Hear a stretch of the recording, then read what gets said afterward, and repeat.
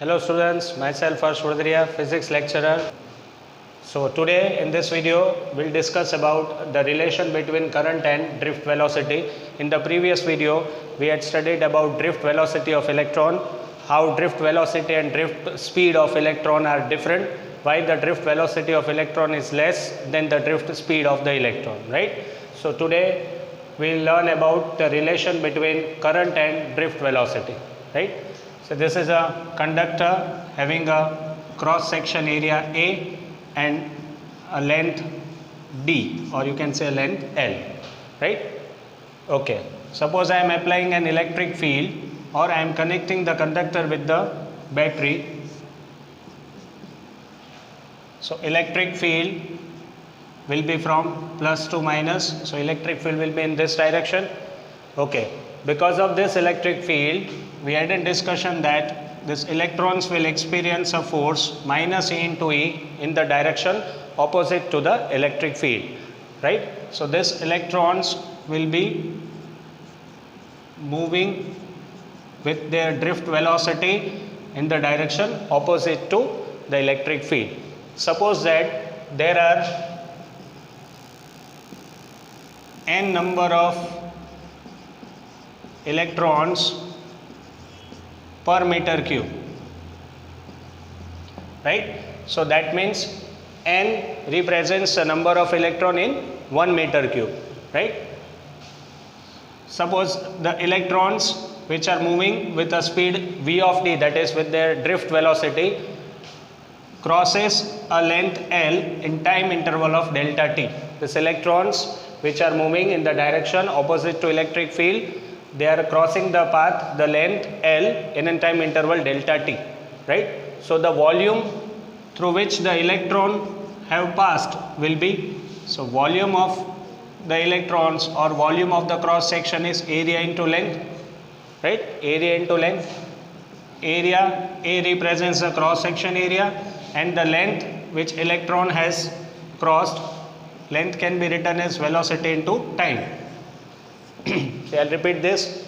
We have applied a battery, we have connected the conductor with the terminals of the batteries, right? So electric field will be produced from plus to minus, and since electrons are negatively charged, right, it will experience a force minus E into E in the direction opposite to electric field. So this electrons will come in this direction with a speed of V of d.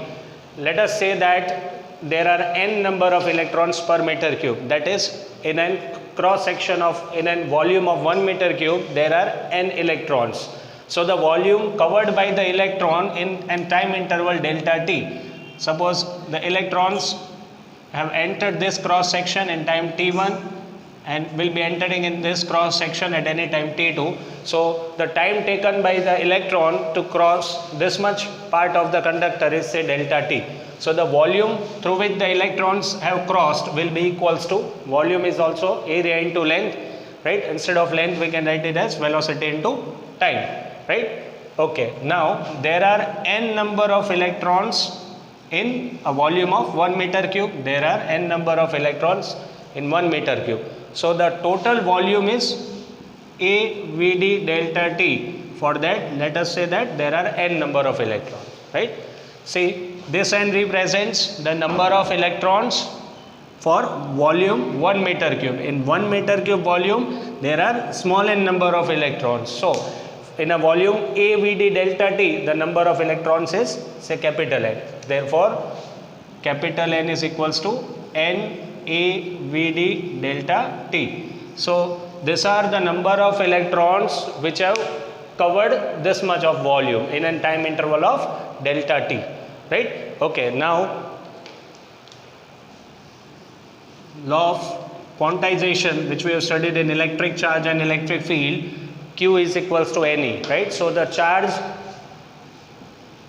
created will be N into E, and number of electrons which have crossed the volume into charge of 1 electron, right? So the charge crossing in a time interval of delta t will be, instead of n, I can write it as small n A Vd delta t into E, right? See, this n represents the number of electrons over the volume AVD delta T, right? So because of this electrons in motion, the charge constituted will be N into E. So N instead of N, we can write it as NAVD delta T into E. Now what is current? Average current is delta Q by delta T, right? So NAVD delta T E upon delta T. So I is equals to NAEVD. This is the relation between current and drift velocity. This relation is important. We'll use in few of the questions. Okay, from this we can also find the relation between current density and drift velocity. What is current density? Current per unit area. Clear? Current per unit area. So I by A, which is equals to J, this is current density, is NEVD. Fine. So J is equals to NEVD. This equation is also important, right? And I is equals to NEVD. That is the relation between drift velocity and current. Clear? Okay. Now